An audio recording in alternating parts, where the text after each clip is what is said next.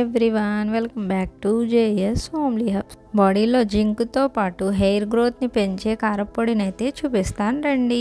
First అయితే మా వీడియోస్కి లైక్ చేయండి, షేర్ చేయండి, సబ్స్క్రైబ్ చేయండి.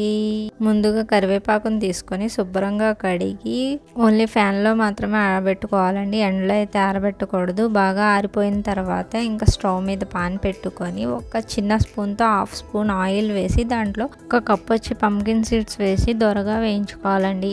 దీన్ని మనం డైలీ తీసుకుంటే మన బాడీలో జింక్ తగ్గకుండా చూసుకుంటుందండి. అలాగే అదే పాన్లో ఒక చిన్న కప్పుతో పచ్చిశనగపప్పు, మినప్పప్పు, ధనియాలు, జీలకర్ర, మెంతులు, అలాగే సాయమినపగుళ్ళు వేసి బాగా వేయించుకోవాలండి.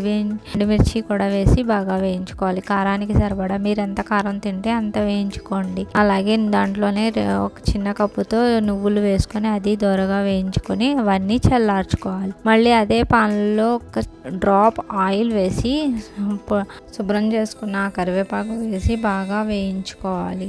కావాలంటే ఇంకా ఎక్కువ కరివేపాకు కూడా వేసుకోవచ్చండి. ఇంకా బాగా వేయించుకొని దాంట్లోనే దాని రుచికి సరిపడినంత ఉప్పు, కొద్దిగా చింతపండు అయితే వేయాలి. టేస్ట్ అయితే చాలా బాగుంటుంది. ఇలా చేసి పెడితే మా వాళ్ళు అయితే రైస్లోకి, టిఫిన్లోకి చాలా ఇష్టంగా తింటారండి. ఇంకా కరకరలాడే వరకు వేయించుకోవాలి.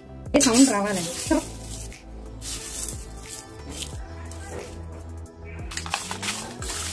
ఇలా అన్నీ మిక్స్ చేసి చల్లారిన తర్వాత దాంట్లో వెల్లుల్లి వేసి మిక్సీ పట్టాలండి. టేస్ట్ అయితే చాలా బాగుంటుంది. వెల్లుల్లి ఫ్యాట్ తగ్గించే గుణం ఉందండి. వెల్లుల్లిని మనం ప్రతి రెసిపీలో వాడితే మన ఫ్యాట్ అయితే తగ్గుతుంది. ఇంకా దీన్ని అయితే ఇంకా గాజు బాక్స్లో వేసుకొని దీన్ని స్టోరేజ్ చేసుకోవచ్చండి. 2 రోజులైనా నిల్వ ఉంటుంది. పాడయ్యే సమస్య లేదు. కాకపోతే మా ఇంట్లో ఒక 10 డేస్లో ఫినిష్ అయిపోయింది. అంత టేస్టీగా ఉందండి. ఈ రెసిపీ నచ్చితే లైక్ చేయండి, షేర్ చేయండి, సబ్స్క్రైబ్ చేయండి.